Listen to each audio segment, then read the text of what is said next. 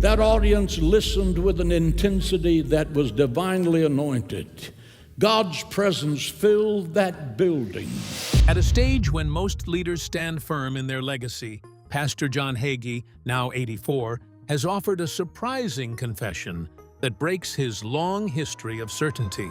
Known for his unwavering voice in Christianity, he has revealed a moment of reflection that has left many stunned. The admission has sparked debate and curiosity, raising questions about what led a lifelong defender of strong beliefs to reconsider his own teachings. Inside the rise of a controversial pastor. For decades, John Hagee stood as one of the most recognizable and outspoken figures in modern Christianity. A pastor whose influence stretched far beyond church walls and deep into political conversation. His sermons were never quiet reflections. They were declarations, strong, unfiltered, and often controversial. While many admired his confidence and clarity, others saw something far more polarizing emerging beneath the surface, as his teachings began to stir debates that extended far beyond theology. His book, Jerusalem Countdown, released in 2006, intensified that divide. In it, Hagee explored end-times prophecy with bold certainty, suggesting scenarios involving global conflict and nuclear escalation tied to biblical fulfillment. To his supporters, this was prophetic insight grounded in Scripture. To critics, however, it felt like fear-driven speculation presented as divine truth. The book quickly became a lightning rod, pulling Hagee deeper into global attention and controversy.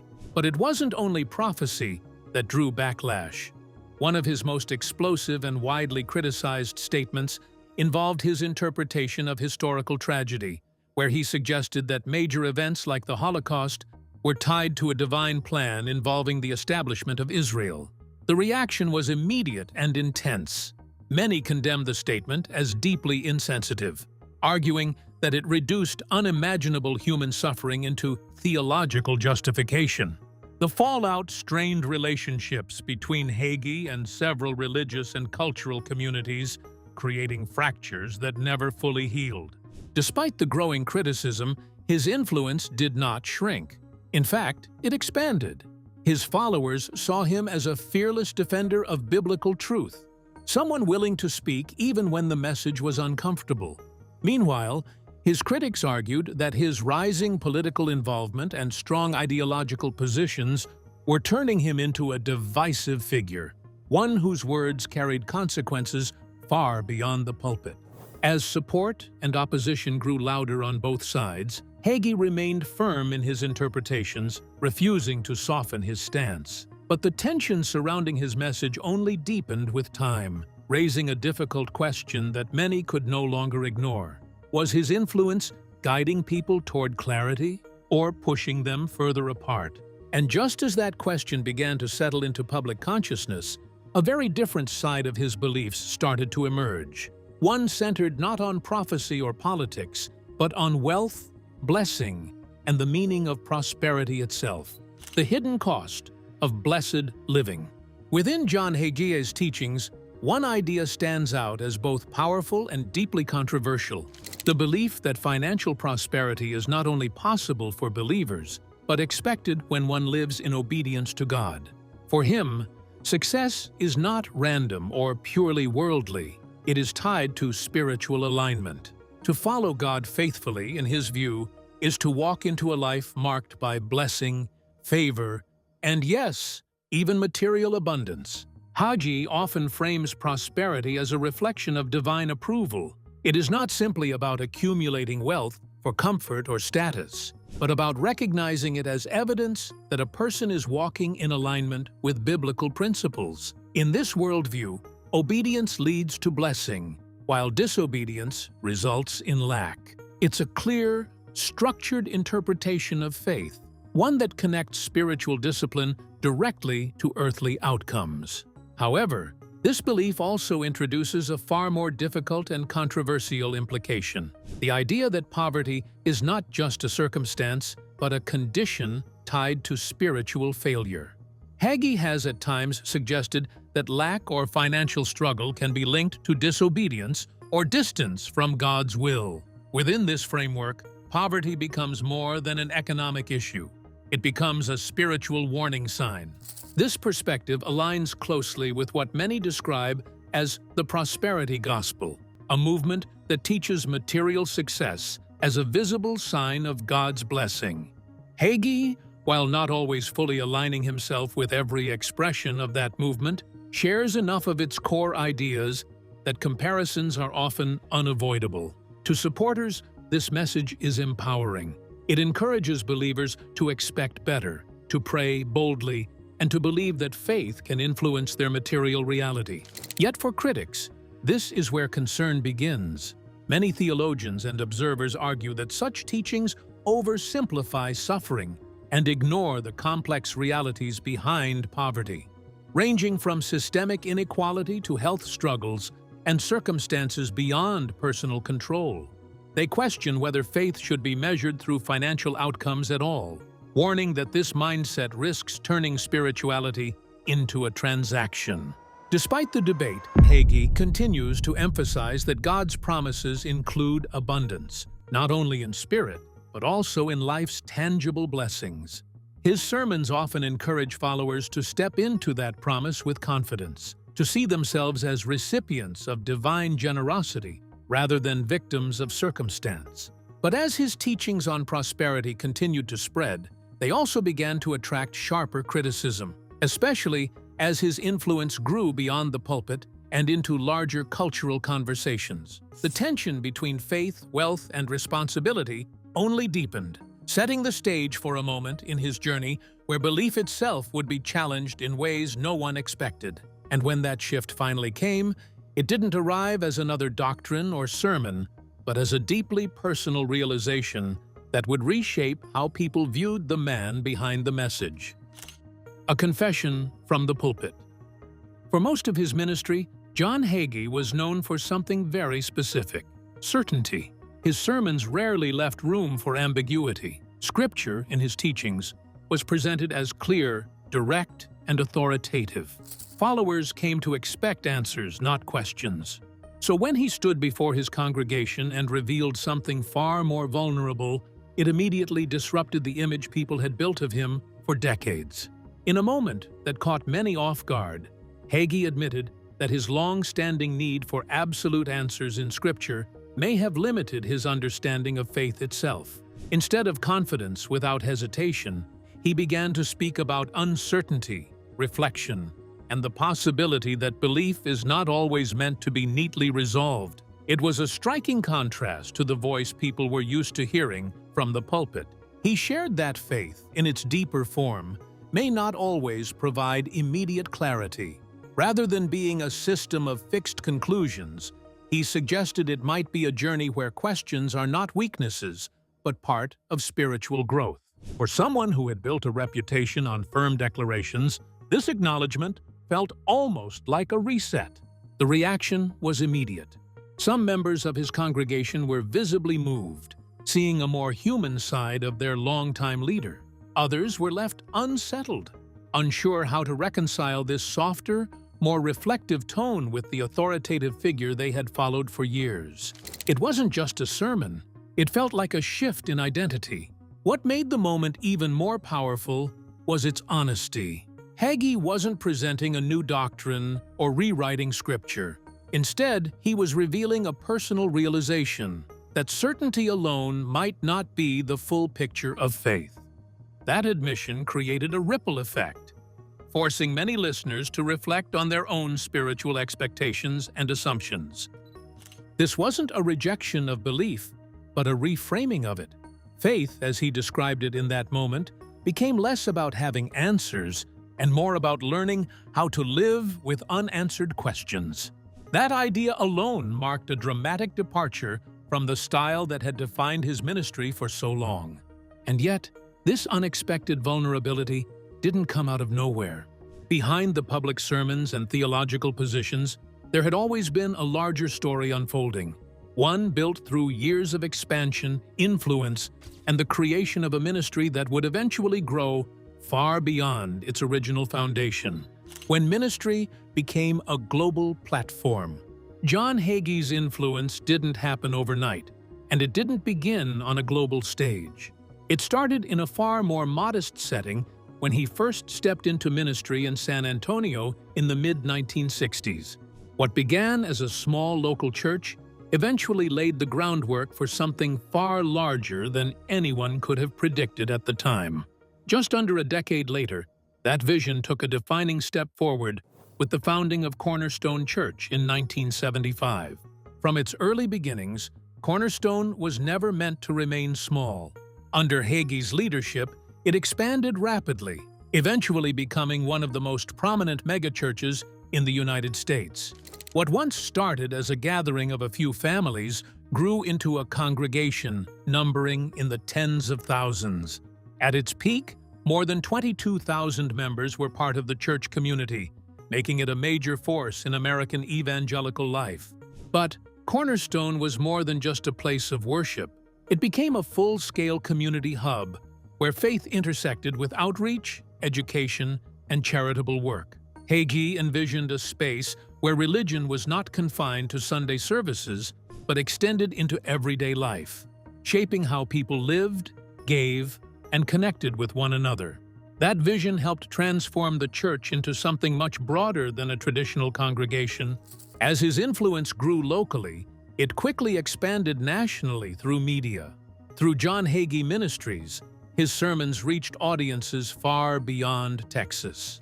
Television broadcasts, radio programs, and later digital platforms allowed his teachings to circulate across the United States and into international markets. His voice became familiar in homes far beyond his physical church, giving him a level of reach that few pastors of his generation achieved. Alongside his ministry, Hagee also became increasingly involved in political and international causes. One of the most defining moments came with the creation of Christians United for Israel in 2006, an organization dedicated to strengthening support for Israel among Christian communities. This initiative tied his religious beliefs directly to global political advocacy, solidifying his reputation as a pastor who operated not only within spiritual circles, but also on the world stage. With each expansion, church, media, and political engagement, Hagee's presence grew stronger and more complex. He was no longer just a local pastor. He had become a national figure with influence that extended into policy, ideology, and public discourse. And yet, as his reach widened and his legacy solidified, another layer of his life story began to surface, one shaped not by public influence, but by the private foundation that formed long before the spotlight ever found him. The making of John Hagee. Long before John Hagee became a national figure in ministry, his story began in the quiet town of Baytown, Texas. Born in 1940, he grew up in an environment where faith wasn't occasional. It was part of everyday life. His father, a devoted minister, played a central role in shaping the spiritual atmosphere of their home, where Scripture was not just read but actively discussed and lived out. In the Hagee household, religion was deeply woven into routine. Evenings were often spent around the table with Bible readings, reflection, and conversation about faith and purpose. These early experiences created a strong foundation in young John's mind, planting the seeds of discipline, belief, and responsibility that would later define his path. But it wasn't only structured teaching that influenced him, it was observation. Watching his father serve a congregation gave him first-hand insight into what ministry truly demanded. He saw the weight of leadership, the responsibility of guiding others, and the emotional strength required to stand in front of a community with conviction. These lessons were absorbed long before he ever considered stepping into a pulpit himself. As he grew older, that early environment shaped more than just belief. It shaped direction. Faith became more than tradition. It became purpose. Even as he moved toward adulthood, the influence of his upbringing remained steady, quietly guiding his decisions and ambitions. Eventually, that foundation would carry him far beyond Baytown. What started as a childhood surrounded by Scripture and ministry slowly evolved into a life dedicated to expanding those same values on a much larger scale. The transition from small-town upbringing to national influence didn't happen suddenly. It was built step by step, rooted in the lessons of his early years. Still, while his foundation was spiritual, his journey toward becoming a leader required more than just belief. It demanded education, structure, and a deeper understanding of how to communicate ideas on a larger stage. And that next phase of his life would take him beyond his hometown and into institutions that would help refine both his voice and his vision for ministry. Shaping a future preacher. Before John Hagee became a recognized voice in ministry, his path included a strong academic foundation that helped shape how he would later communicate, lead, and interpret his faith. After finishing high school, he continued his studies at Trinity University in San Antonio, where he pursued a Bachelor of Science degree. This stage of his life was not only about earning credentials, but also about developing discipline and a broader way of thinking that extended beyond his upbringing. His time at Trinity University exposed him to structured learning and critical thinking. It was here that he began to build the intellectual habits that would later support his leadership style. While his faith background had already given him direction, his education added a layer of clarity and communication skills that would become essential in his future role as a pastor. After completing his undergraduate studies, Hagee further advanced his academic journey by earning a master's degree in education from the University of North Texas. This step reflected more than ambition. It showed a commitment to understanding how knowledge is taught, shared, and received. Education became a tool that complemented his spiritual calling, rather than competing with it. During these years, two important aspects of his identity began to merge. On one side was his strong religious foundation rooted in scripture and family tradition. On the other was his growing academic understanding of communication, leadership, and structure. Together, these elements began shaping a future ministry that would be both expressive and highly organized. This combination of education and faith gave Hagee a unique advantage when he eventually stepped into public ministry.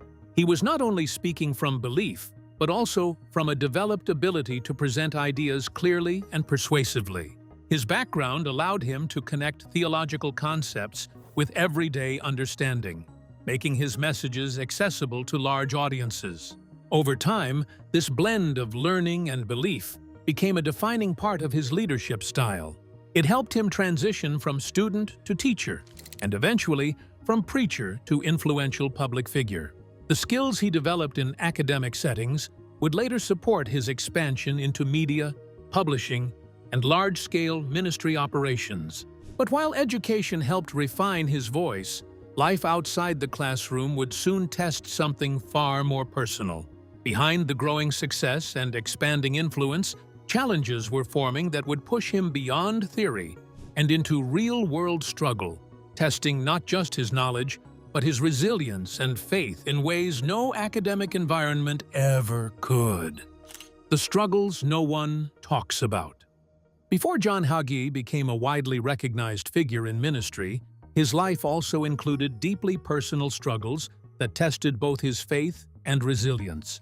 One of the most difficult moments came in 1975, when his first marriage to Martha Downing ended in divorce. For a pastor serving in a conservative religious environment, this was not just a private issue. It became a public challenge that affected how people viewed his leadership and spiritual credibility. The impact was immediate. Within his community, questions began to surface about whether someone facing such personal failure could continue to lead a growing congregation.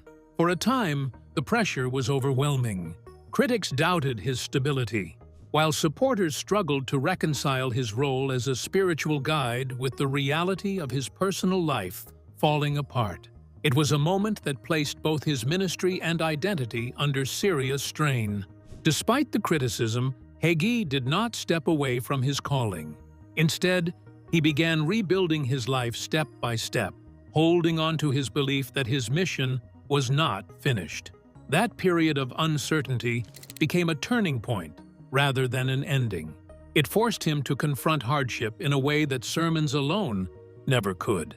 In 1976, a new chapter began when he married Diana Castro. This relationship would become a stabilizing force in his life, offering emotional grounding during one of the most difficult transitions he had ever experienced. Diana's presence brought balance, support, and renewed focus, allowing him to slowly regain confidence in both his personal and ministerial journey. Together, they built a partnership that extended beyond marriage. As Hagee continued leading his growing church, Diana stood beside him through the pressures of public life, ministry demands, and expanding responsibilities. Their shared commitment became a foundation that helped him move forward despite earlier setbacks. Over time, what once looked like a defining failure turned into a story of endurance. His ability to continue leading after personal collapse added another layer to his public image. Not one of perfection, but of persistence. It showed that his journey was not shaped by flawless moments, but by the ability to rise again after falling. And as his ministry continued to expand and his influence reached even greater heights, the story of his life moved toward a new chapter, one where public success, private struggle, and a final unexpected admission would begin to intersect in ways few could have predicted. Thanks for watching. If this story gave you insight into John Hagee's journey, don't forget to like, share, and subscribe for more deep dives into influential figures and untold stories.